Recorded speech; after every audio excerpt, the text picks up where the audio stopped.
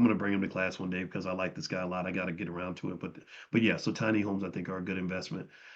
Between Paramount and SoFi, which would make be better for options? I think SoFi would be. Envy was promoting real estate, and the dude was scamming folks. Yeah, there was that one guy. Yeah, that when I remember he was I forgot his name, but Caesar something.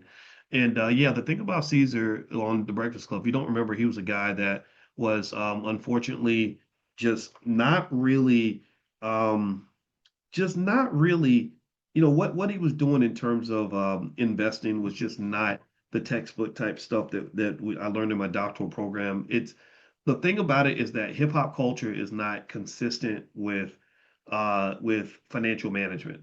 Hip hop culture is built on heavy risk taking. It's built on flamboyance.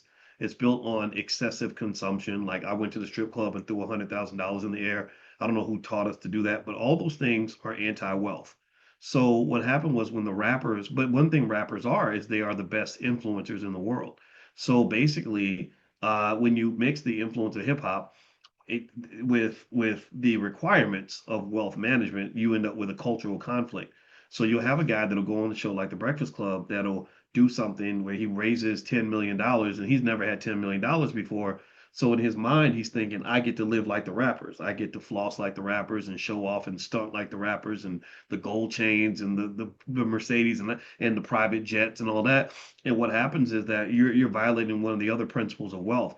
If you notice, most really wealthy people, most millionaires and billionaires are pretty conservative about their money. Their number one goal is to hold on to the ball. It's like football. The number one job of the quarterback is not to throw touchdowns. It's not to run the ball. It's not to score points. The number one job of the quarterback is to protect the ball. That's conservative. So ultimately, with Caesar, what I saw was there was a lot of hype. A lot of people invested. There were a lot of extraordinary promises that were made, which is a formula for disaster. That it was a recipe for disaster. I kind of saw that coming. It reminds me of Michael Johnson when he created this sports league, which I thought was a good idea. He created a track. In case you didn't see, it's called Grand Slam Track, and I thought it was a great idea. It was past its time. It needed to be done. Michael Johnson was the right guy to do it.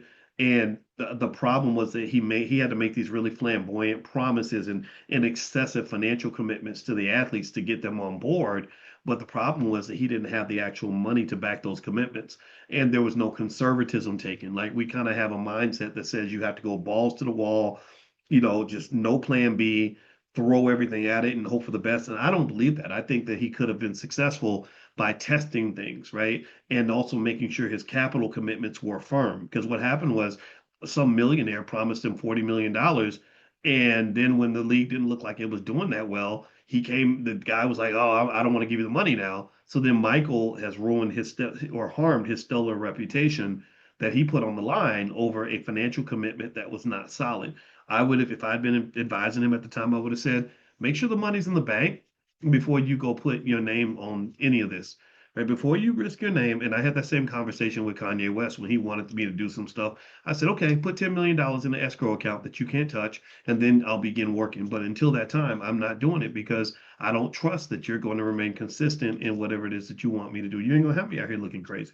So ultimately, nobody gets it right. It's hard to do, but in general, risk management has to be a top priority when it comes to generational wealth building, when it comes to wealth protection, all these things. All right, so I've talked long beyond my 10 minutes. I literally call these 10-minute talks, but this ain't been no 10-minute talk. This has been like a 30-minute, 20-minute talk or something. I don't know, but I hope that it was beneficial to you. Just the other day, I did a Dr. Boyce deep dive on the $1.5 trillion investment that JP Morgan Chase is doing.